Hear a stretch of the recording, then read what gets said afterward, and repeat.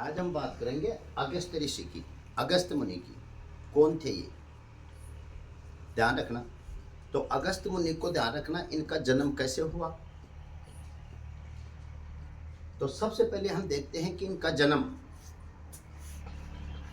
मित्र और वरुण ये देवता थे, और उर्वशी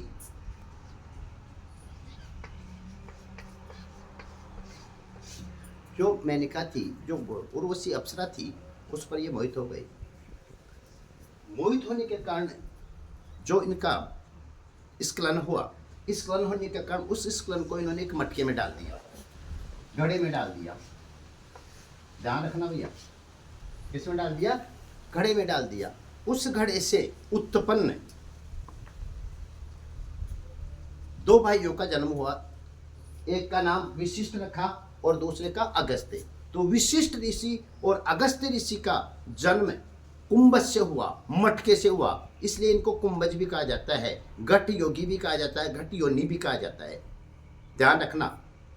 तो इसके पिता माने जाते हैं वरुण और मित्र, घट योनि कहा गया।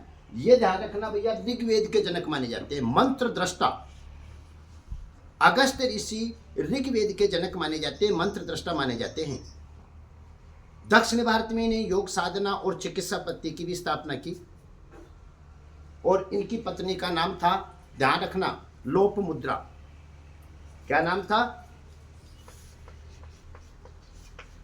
लोपमुद्रा। बहुत ही विदुषी महिला थी। इन्होंने अगस्त्य ऋषि के साथ मिलकर, ध्यान रखना, ऋग्वेद के मंत्रों की स्थापना की, मंत्र बनाए, ध्यान रखना, ऋग्वेद के। और ये सप्त ऋषियों में से जाने जाते हैं। महर्षि विशिष्ट के, ध्यान रखना, महर्षि विशिष्ट के छोटे भाई माने जाते हैं और सप्त ऋषियों में से माने जाते हैं। ओके।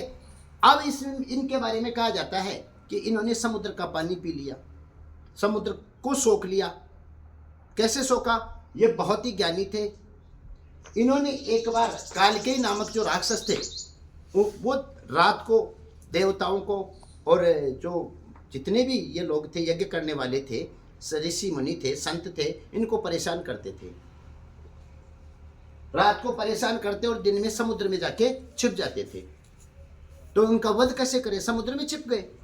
तो इन्होंने सारे समुद्र का पानी सोख लिया, और इस प्रकार काल के नामक राक्षसों का क्या हुआ? वध होगा। देवताओं ने उनको मारा, काल के नामक राक्षसों को मारा। कैसे मारा? समुद्र के पानी को विशिष्ट अगस्त्य ऋषि ने क्या कर लिया? सोख लिया, और इस प्रकार उनका वध किया गया। एक कहानी इनके बारे में ये कही जाती है। दूसरी कहानी कही जाती है, इसलिए इनको कहा जाता है समुद्र चुलुक।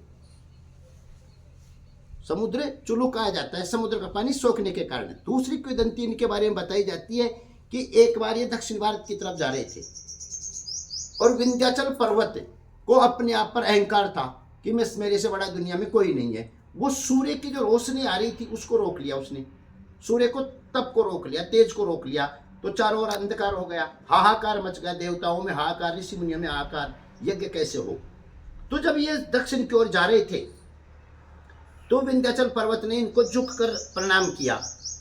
तो उन्होंने कहा कि जब तक मैं दक्षिण से वापस नहीं आऊं तब तक तुम झुके रहना। तो ये वापस लौट कर ही नहीं आए दक्षिण से, फिर वापस, और विंध्याचल वैसे का वैसे ही झुका हुआ रह गया। इस प्रकार विंध्याचल का इसने क्या तोड़ा? अहंकार तोड़ा। तो अगस्त्य ऋषि को इन कारणों के कारण ऋषि और मुनि भी कहा जाता है।